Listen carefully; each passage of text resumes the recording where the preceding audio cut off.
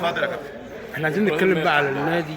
احنا بقاله عايزين سنتين كبص نادي طنطا، يا أستاذ عمرو. بقاله سنتين بقاله سنتين مدوخنا معاه. ايه يا استاذ عمرو، فاهمني؟ احنا كنادي اتفضل. طنطا نتكلم عن نادي طنطا. احنا كنادي طنطا محتاجين 4-5 لعيبه فقط على القوام الرئيسي للفرقه.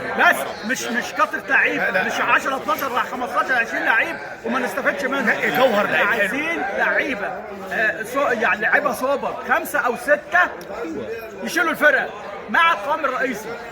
دي الحاجه الثانيه عايزين راجل اعمال بيحب النادي بيحب البلد عشان يشيل النادي ويشيل فريق النادي ويستثمر في اللعيبه. يستثمر في اللعيبه مش مجرد مناظر وكلام من ده. في رساله مهمه للي عايز يترشح. انت دلوقتي قبل ما ترشح عارف انت هترشح لطنطا، هتقول ده طنطا نادي كبير وانا هعمل واسوي.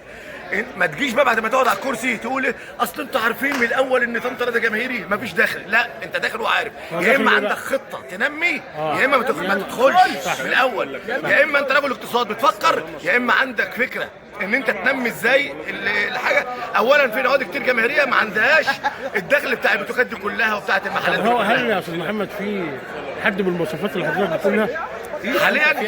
حاليا في طنطا في رجال اعمال بس بعيد عن الصوره، لان النادي ده قائم على 3-4 اسر، 3-4 عائلات. طب قول لي 2 منهم او 3.